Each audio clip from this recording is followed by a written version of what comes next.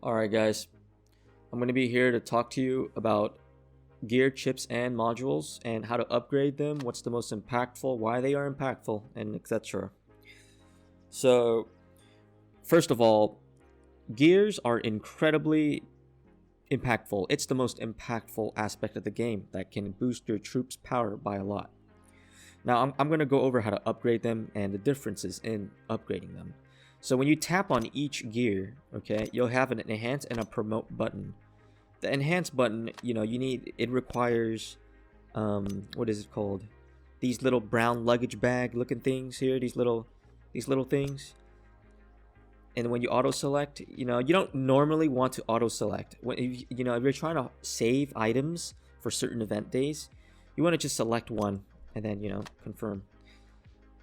But enhancing them gives them a minor boost. It's a good boost, it adds up. But the second one is the promotion. Promotion is promoting your stars. Promoting your stars will always give you the most impact compared to enhancing them. Now, that's not to say you should neglect enhancing them because they do add up. But promotion, you should always try to work towards promotions. Promotions are insanely big. It gives you such a big boost. Let's see here. So I recently got my boots to double red star, which is basically just 7 stars. And when I promoted them, it gave me, let's see, 50%. It gave me a near 50+% increase in power, and that's incredibly big. It pushed me over to a level 33 layer. Now, how do you figure out what gear you should upgrade? I want to say it's pretty easy, but I do know why it's complex. The game doesn't give that many good instructions, okay? Let me teach you guys here. So when you tap on each equipment here, you can see that, each one benefits you differently. Like for the example, anything red right now, the red stars, is my focal point. My shield and my boots being my most used one, or my main focal points. The reason being is because if I tap on my boots here, you can see shooter ATK, fighter defense, fight, and then fighter health HP, or health/HP. I upgraded this, and this is my main emphasized focal point along with my shield, because it gives me shooter ATK, aka attack, aka damage.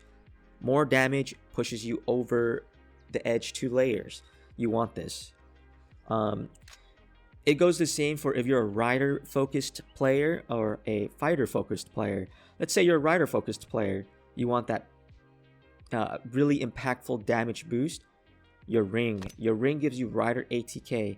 Your weapon, I believe, yep, your weapon gives you rider ATK.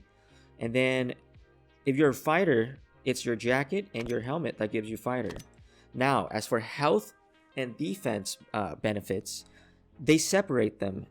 So anything that's a single red star here is for my shooter defense and health benefits.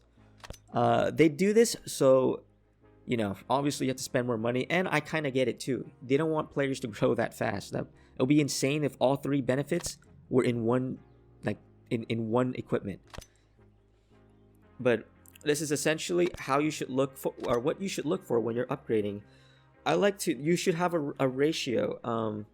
I like to keep my anything that boosts my shooter's damage power a bit ahead of my equipment that boost my shooter's defensive and health powers. So as you can see, there's 1 red star on my jacket and ring, and double red star on my shield and my boots. And when you enhance them, which is the brown luggage thing here, enhancing them will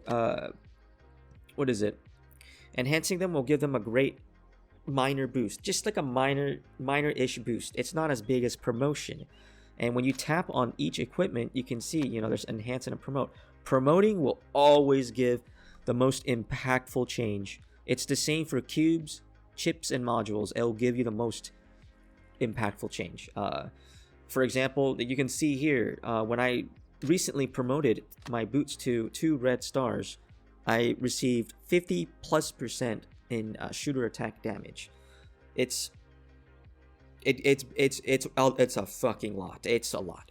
I definitely recommend, if you get into this, when you build your troops and find your focal point, like or find your main troops, you should definitely start figuring out what gears you should start focusing and upgrading on.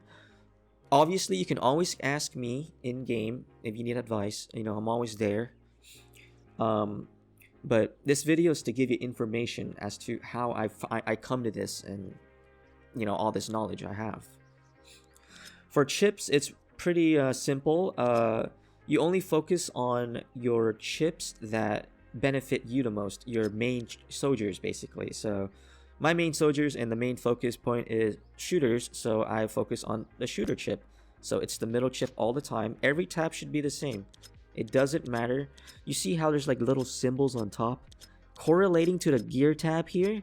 Like gun, the gun represents the weapon tab here and all that. It doesn't matter. It doesn't have to correlate or anything. The reason why the chip tab is good is because once you upgrade them all to an even playing, like an even level, even promotion, they add up a ton. As you can see here, it gives you 280. It gives me 280%, 87% shooter attack, damage, power, defense, and health.